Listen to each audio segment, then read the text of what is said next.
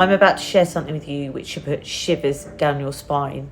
Over the Christmas period, my husband spent a bit of time in hospital and he was on a ward with two other gentlemen. So the gentleman in the bay next to my husband, we'll call Gordon. So he was probably in his 70s. Whilst my husband was in surgery, I came up onto the ward and sat in his bay to wait for him. I could hear a doctor in the bay next to me talking to Gordon. The doctor was discussing do not resuscitation, and I did hear Gordon was kind of like, yeah, but he sounded really vague. The next day, my husband said to Gordon, my wife heard you say you don't want to be resuscitated. Like, that's really, really sad. And Gordon looked at my husband and was like, I want to be resuscitated. My husband decided to call over the sister and he thought, well, we'll get this cleared up quite quickly. It's been a mistake. Gordon wants to be resuscitated. We'll get that taken off his medical records.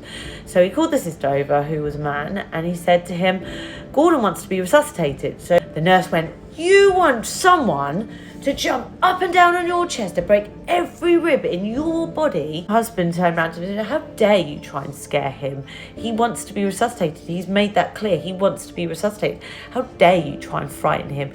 He's a human. He's asking to be resuscitated. Anyway, the nurse got in a right mood and he went off. So the doctor came down and spoke to Gordon and was asking Gordon, do you want to be resuscitated? And Gordon said, yes, I do want to be resuscitated. And the doctor kept on at him going, what, you want us to jump on your chest, break all your ribs, you could be disabled? And my husband turned around to the doctor and said, can't you just use the defibrillator? Surely that would be a lot more humane way of resuscitating him. The doctor was like, you don't understand, it's a lot more complicated than that. Which, rightly so, we're not medically trained. 4 times he kept asking if he wanted to be resuscitated, to the point where my husband had to step in and say, stop bullying this man, he wants to be resuscitated. And the doctor turned around to my husband and he said to him, well, it's up to us whether or not we resuscitate, it's down to our discretion. I can't get my head around this. I've always thought you go to hospital and your life is valuable and every life is precious. And unless you've stated otherwise, and you've stated, not someone asking you and going on at you, unless you specifically stated yourself that you don't want to be resuscitated, I thought that they would always try and resuscitate you. I didn't realise it was down to someone's decision, someone deciding whether or not your life was worth saving. Like, what the fuck?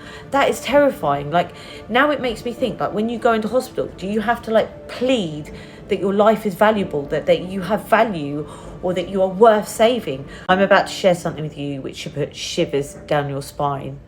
Over the Christmas period, my husband spent a bit of time in hospital and he was on a ward with two other gentlemen. So the gentleman in the bay next to my husband, we'll call Gordon. So he was probably in his 70s. Whilst my husband was in